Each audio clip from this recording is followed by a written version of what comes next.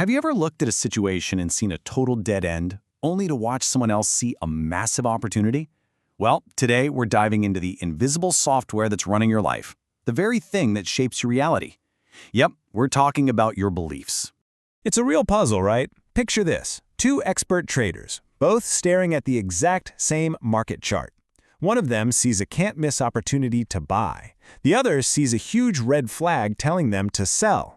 They're looking at the same data, the same lines, the same everything. So where does that huge difference come from? Well, the answer isn't out there on the screen, it's inside their heads. If you look at the work of someone like Mark Douglas, he explains that we all have this kind of mental software running in the background. It's a set of programs that filters and interprets the entire world for us. And you know what that software is built from? Our beliefs. So that begs the question, what is a belief really? I mean, we use that word all the time, but you can't see it, you can't touch it. How can something that feels so intangible have such a powerful grip on our lives? A belief is so much more than just a passing thought. Douglas has a great term for it, structured energy. Think of it like an idea that's been supercharged with really powerful feelings and real-life experiences. It's not just a line of code, it's more like a living thing inside your mind that actually wants to survive. So how does this structured energy even get built? Well, it's basically a two-step process. First, you have some kind of raw experience, something you see or hear or feel, and your brain slaps some words on it. Boom, that's a concept. But then, if that concept gets hit with a jolt of strong emotion, good or bad, it hardens, it crystallizes, and that's when it becomes a belief. And once a belief is active, man, it becomes the operating system for your reality. It literally controls what information you even let in. It creates what you expect to happen. It dictates how you're going to act, and then it shapes how you feel about whatever happens. It controls the whole feedback loop. Okay, I know this might all sound a little bit abstract, so let's look at a pretty shocking real-world experiment that shows just how powerful this mental software is and how it can literally blind us to what's right in front of our faces. So here's the setup. It's super simple. A guy is standing on a packed sidewalk on Michigan Avenue in Chicago. He's holding a sign that just says, "Free money," and he's actively trying to hand cash to people walking by. So what do you think happened? A mob forms, he runs out of cash in like 5 minutes. The actual result was just stunning. The number of people who actually took the money, pretty much zero. People walked right past him. They just ignored him. Some people even crossed the street to get away from him. Why? I mean, why on earth would anybody turn down free cash?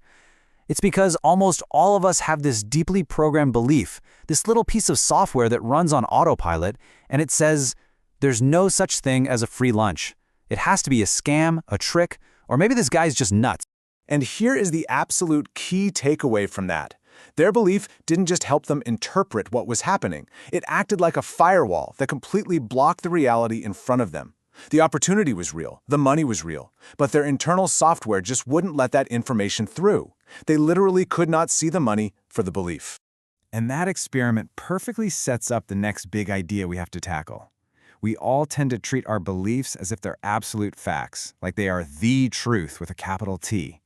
But if a belief can stop you from seeing something that is physically right there, then we've got to ask a much, much deeper question.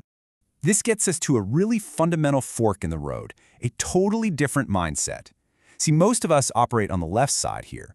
We think our beliefs are the truth, and our ego's main job is to prove that we're right.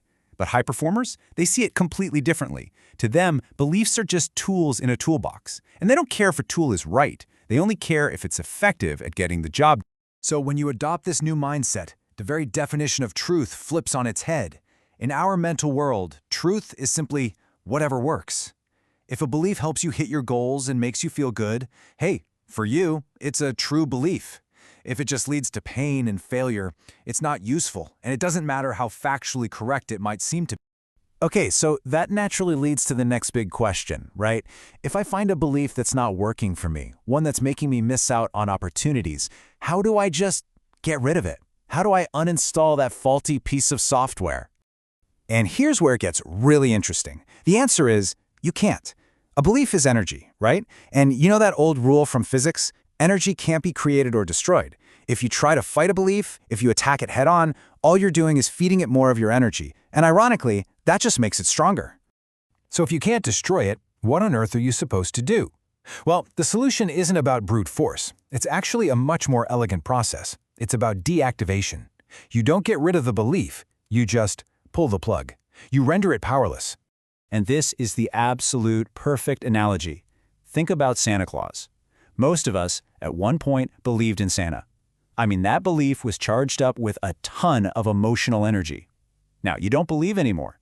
But did the concept of Santa Claus just vanish from your brain? Of course not. You just calmly, over time, withdrew all the energy from it. The belief is still kind of there, but it's totally inactive. It doesn't drive your behavior on Christmas Eve anymore. So here's the playbook. Step 1, you've got to identify the belief that's not serving you.